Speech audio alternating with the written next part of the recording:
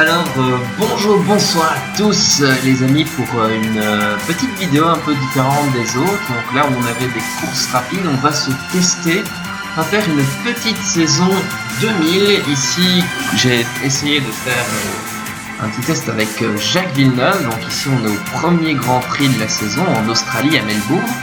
Et on peut dire que les qualifications sont plutôt bien passées. Donc comme vous pouvez le constater, on est en 9e position sur la grille de départ.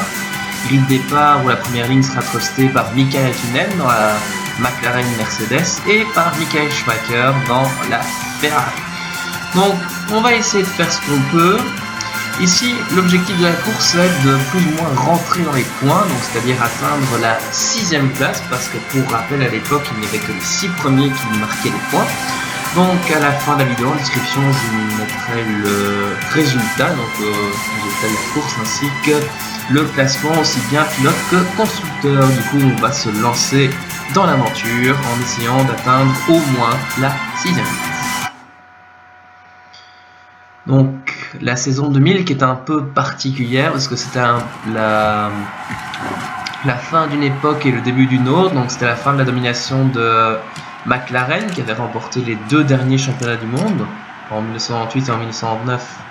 Oui, vous avez deviné, je suis belge, mais pas en 1998 et en 1999 pour nos amis français.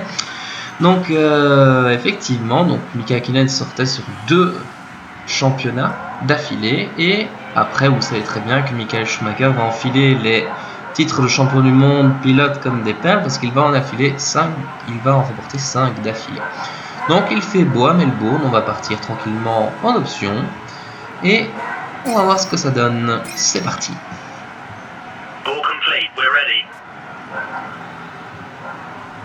Essayons de prendre le meilleur départ possible.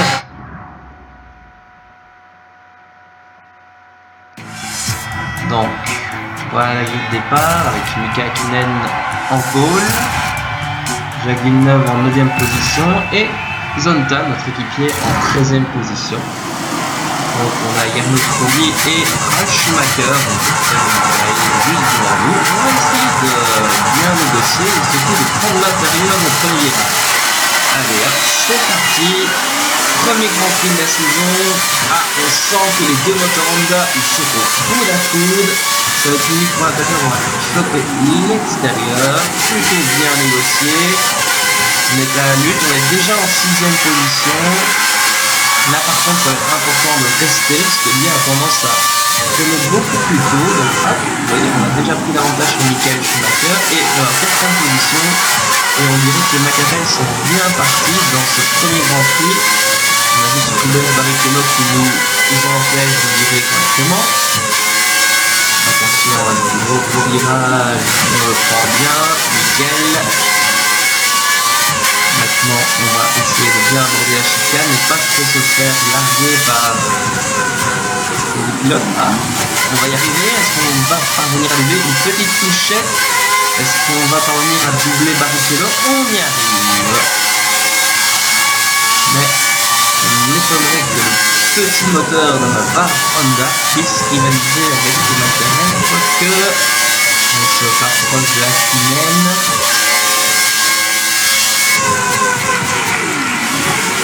On vire un peu trop large et on se fait redoubler par Häkkinen. Attention parce que maintenant c'est Michael. Oh non non non non. Donc là on a l'avantage et on va passer en 2e position. Mais le problème c'est que maintenant c'est David Coulthard qui est largement devant. Il doit bien avoir 2 secondes d'avance sur nous.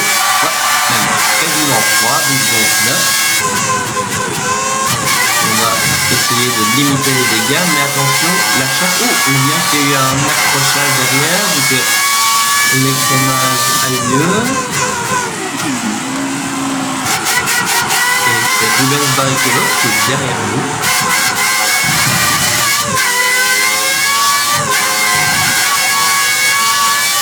Allez, on va essayer de réduire un maximum l'écart avec Coulthard. On est déjà plus que de 1 seconde 8. On a déjà repris 1 seconde, tandis qu'on a 2 secondes 4 d'avance sur Rubens Barrichello.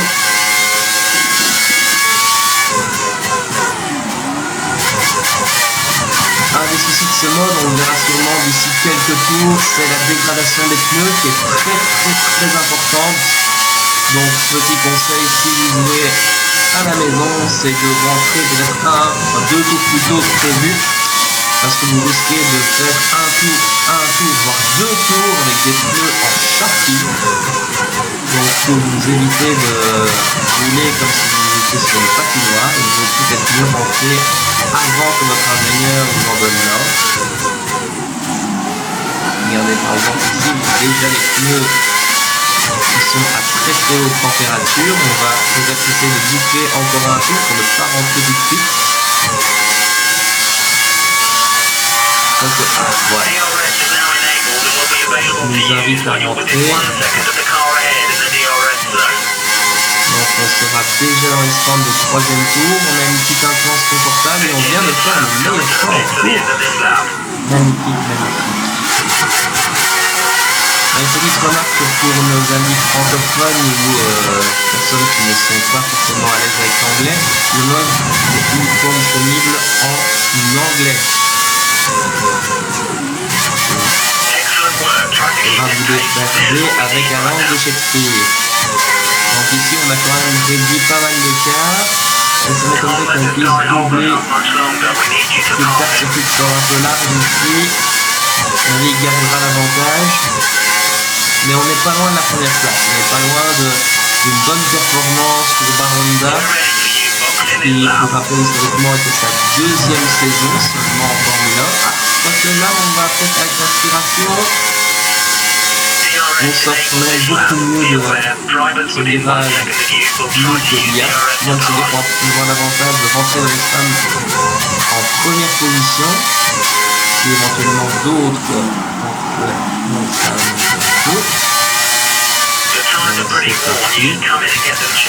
et Coulthard lui ne rentre pas, donc il va déjà nous dépasser. Alors que chez Williams on s'apprête, chez Ferrari aussi, Minardi, et hop, on rentre. Nos mécanos qui vont changer ça. Un pit stop rapide. Et derrière on sent que ça se prépare un peu partout dans les équipes. On va ressortir normalement en 9e ou 10e position. Avec pas trop de trafic, on sera peut-être à la lutte avec Jean Alési. Non. Yes. Ah, on a Marc Vionnet derrière nous. Il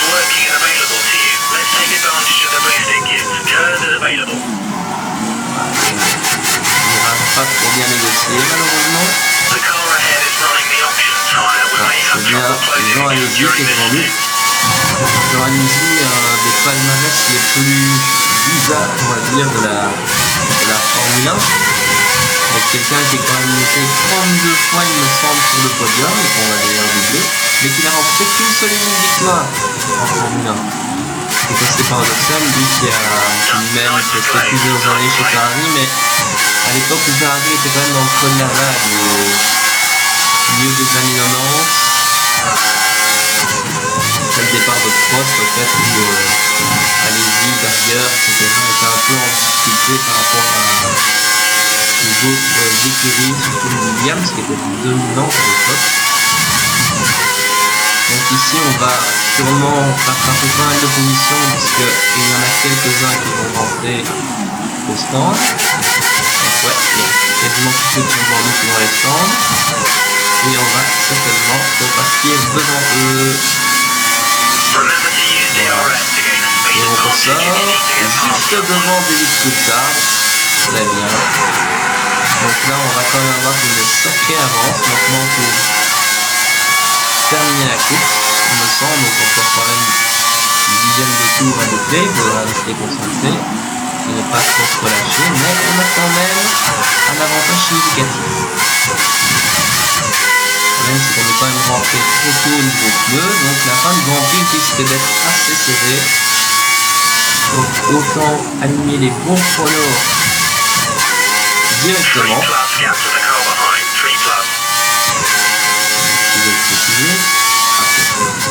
La chicane fait.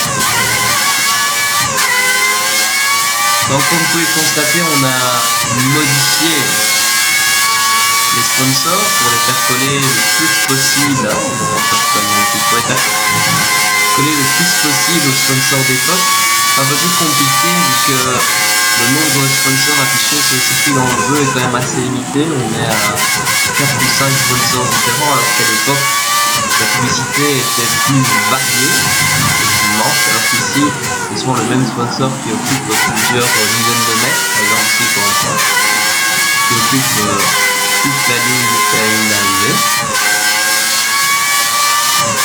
Donc on entame désormais le 6e tour et on a encore le tour le plus rapide. On a désormais un avantage confortable de 4 secondes et demie. Et Marc Gené serait toujours 4e avec son modeste Minardi. On va voir un petit peu ce que ça va donner. À mon avis, il a peut-être choisi une autre stratégie qui fait en sorte qu'il va rentrer plus tard que les autres, ce qui explique peut-être la 4e place. Et encore Purple dans le premier secteur. Donc là, on essaie de creuser le plus possible. Virage un peu coupé. Du moment que c'est celui-là, c'est pas grave.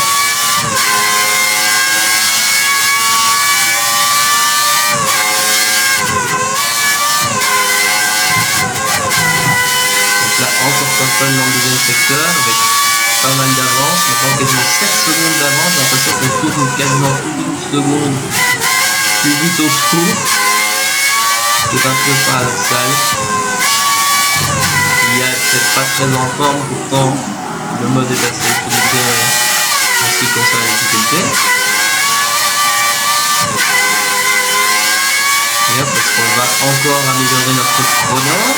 Oui, non, peut-être. Ah, non, un dixième plus lent, mais le pace is good, comme on dit dans le sourire.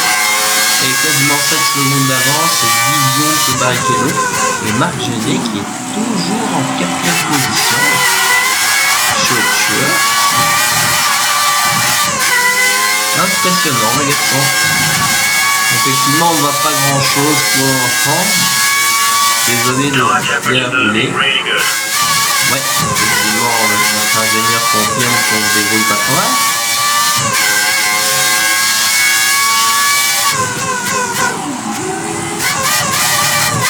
Et 8 secondes d'avance sur tout le temps.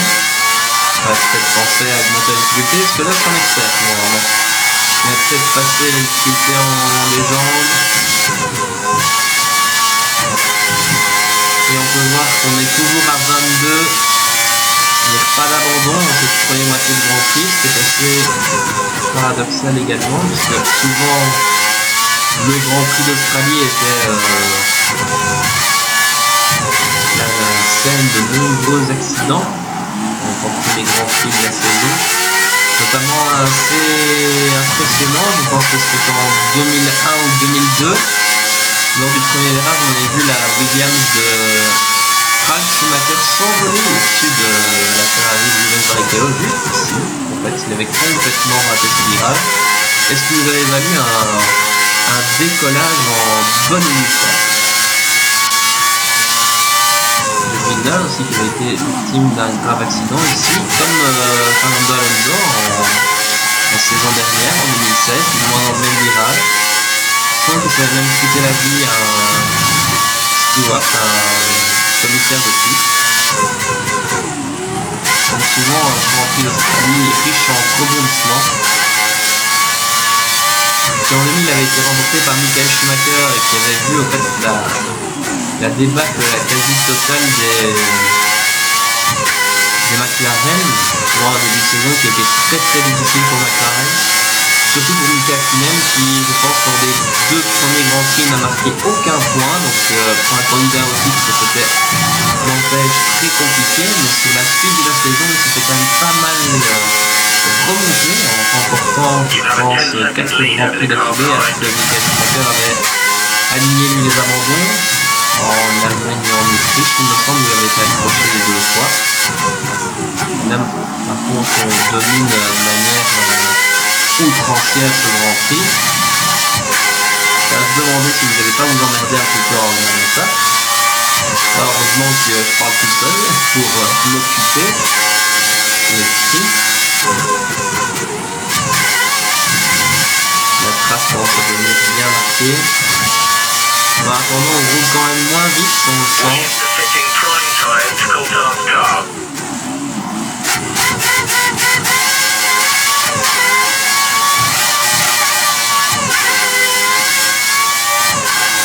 J'ai pas bien compris ce que mon ingénieur a dit, mais apparemment est-ce que Coulthard serait rentré pour mettre des pneus primes en attendant nous. On coupe les virages mais on est en buffer. Ah, apparemment oui, Coulthard serait rentré parce que c'est Frentzen qui est désormais en 3e position avec sa Jordan.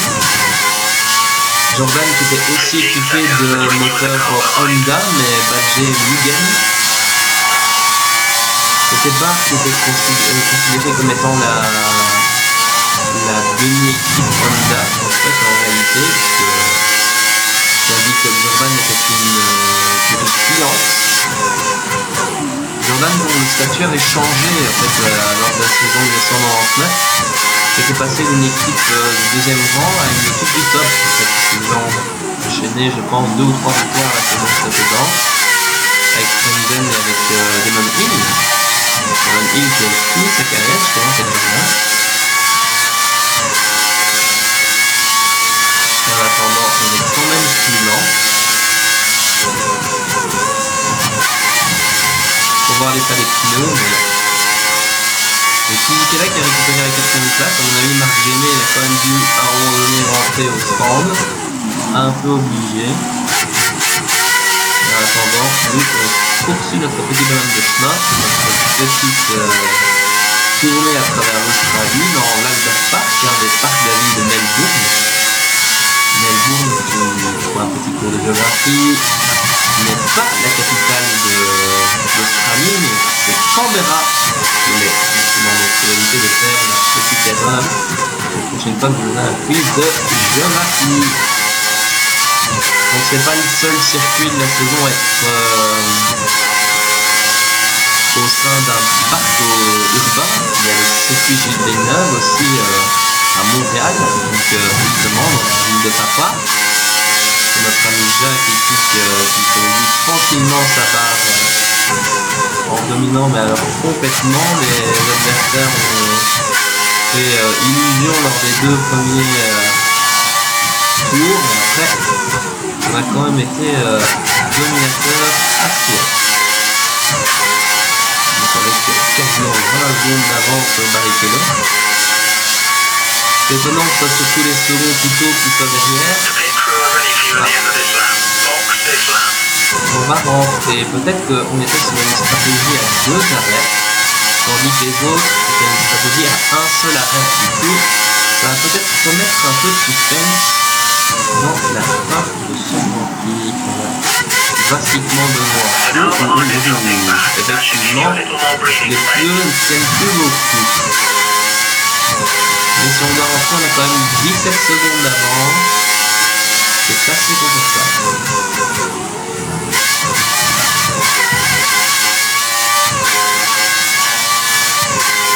On sent que c'est usé, il y a beaucoup moins de grip.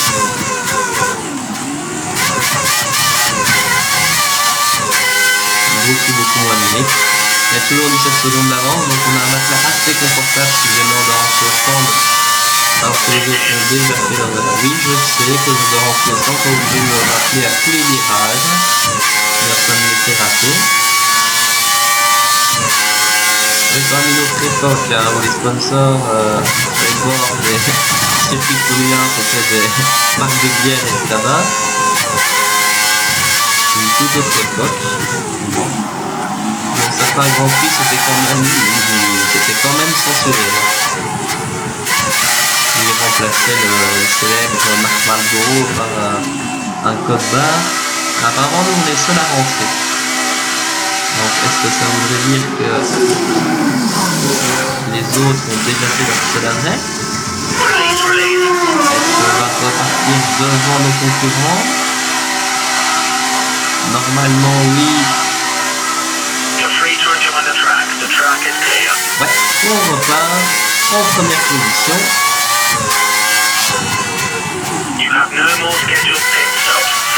Petit stop là. À mon avis, il y a peut-être d'autres qui sont en course parce qu'on ne paraît pas très normal. On est perdu tout ce temps-là. Donc Alexander Wurz qui est désormais deuxième. Ça Benetton Playlight.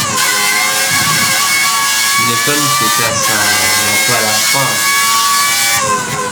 Parce que Benetton va encore tenir en saison 2000 et la saison 2001, mais l'écurie va progressivement devenir l'écurie en Renault, qui aura le succès qu'on connaît avec les deux titres mondiaux de Fernando Alonso. Et derrière on a Wurz et Trulli. Décidément ce Grand Prix est méchant surprise. Villeneuve premier, Wurz deuxième, Trulli troisième. Donc Trulli pilote Jordan. Il y avait deux moteurs Honda sur le podium, ce serait vraiment nickel. On va couper, on va y aller. Et en attendant, on va boucler notre tour avec une avance assez importante. Coulthard qui a récupéré la 4e place. Et il nous reste 3 tours en plus.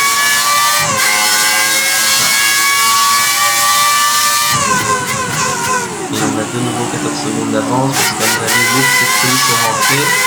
Donc on a de nouveau Coulthard et Barrichello, mais second tour de chez McLaren qui rentre. Enfin, second plutôt, Barrichello au début de la saison 2000 il n'avait pas vraiment ce statut là. Il avait un statut de premier pilote bis. Mais rapidement on s'est rendu compte qu'il y en avait clairement les deux pilotes qui étaient avantagés et c'était Michael Schumacher. On comprend bien quand vous gagnez les 3 premiers Grands Prix que c'est quand même vous le patron.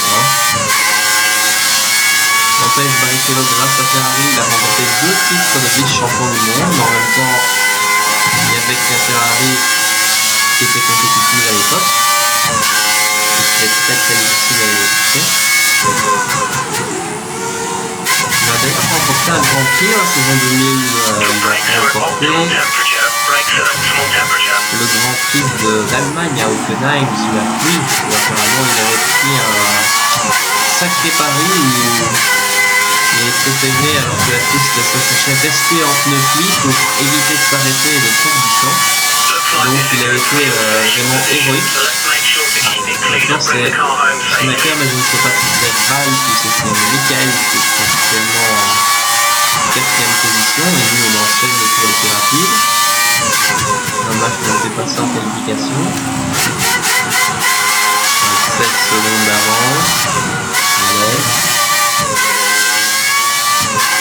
Une domination totale pour notre ami Jacques. Villeneuve qui a quand même remporté 11 Grands Prix dans sa carrière, mais 11 à l'époque de Williams. Donc il est resté entre 1996 et 1998, donc en 3 saisons, 96, 97 et 98. Avec des fortunes diverses, ils ont été vice-champion du monde en 1996, derrière Donaldville. Ensuite, on a vu champion du monde en 1997, devant Michael Schumacher. Et cette 3e saison chez Williams, ça s'est compliqué. Je pense qu'il a fini que 5e du championnat.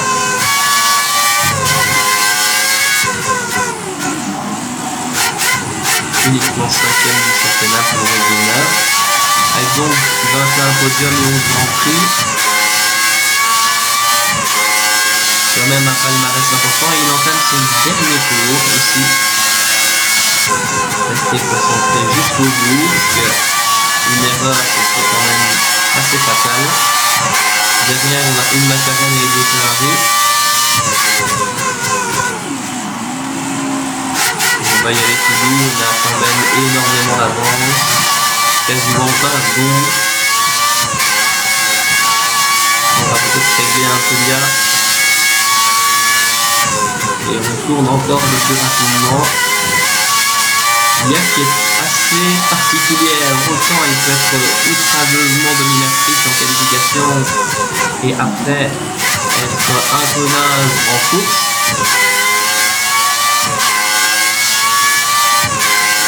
En difficulté des jambes, on se retrouve souvent en qualification à 3 secondes de la pole et on ne sait absolument rien faire et en course on sait que je la gagne et en difficulté extrême on se retrouve peut-être à 15 secondes de la pole, mais après on domine de manière un peu trop avant l'avant-dernier virage et puis la dernière ligne droite et on va aller saluer le drapeau à damier pour la première victoire de l'écurie Baranda après deux saisons pour l'un dans la première victoire pour Jacques Villeneuve, sa première depuis les Williams. Vraiment très content pour le voir, j'ai fini à la foule, ça va. On va regarder un peu le classement. Ouais, je sais. Donc, comme on peut le voir, on a dominé de manière un peu importante, surtout qu'on a quand même Coulthard qui n'a pas tourné plus vite que 1:30, donc on a quasiment tourné près de 3 secondes plus vite que Coulthard sur notre meilleur temps. Donc premier Villeneuve, donc 10 points pour Villeneuve, 6 points pour David Coulthard qui est en deuxième position, Barrichello qui lui reste troisième, donc il vient compléter le podium. Puis au pied du podium on a Enzarad Fredzen qui a sûrement dû doubler Michael Schumacher dans le dernier tour. Michael Schumacher quant à lui est 5ème et puis Jared Polofiz qui est la 6ème qui vient remporter le dernier point. On va regarder un peu en dessous Jenson Button, le rookie, il venait de commencer sa carrière, notre ami Jenson du côté de Williams qui va échouer à la porte des points. Alexander Wurz 8ème, Jarno Trulli 9ème, le frère Schumacher 10ème, Mika Hakkinen seulement 11ème alors qu'il était parti en pole, et quand même avec un meilleur temps à 1:31, c'est quand même beaucoup. Mika Salo ne porte pas bien son nom, je vous rassure. Et notre équipé Zonta qui ne fait que 14ème. Et dans le fond du classement, on a les Minardi, les Farrows et malheureusement les Prost qui sont elles aussi sur le déclin en ce début de 3ème millénaire. Donc on va se quitter tranquillement là-dessus, en espérant que vous avez apprécié cette vidéo. Je vous incite à pas forcément à mettre de like ou de quoi que ce soit, mais plutôt des commentaires constructifs pour voir comment vous percevez le mode et comment vous pouvez m'aider éventuellement à l'améliorer. Sur ce, on va se quitter avec la cinématique de podium. Donc à la prochaine et au prochain Grand Prix.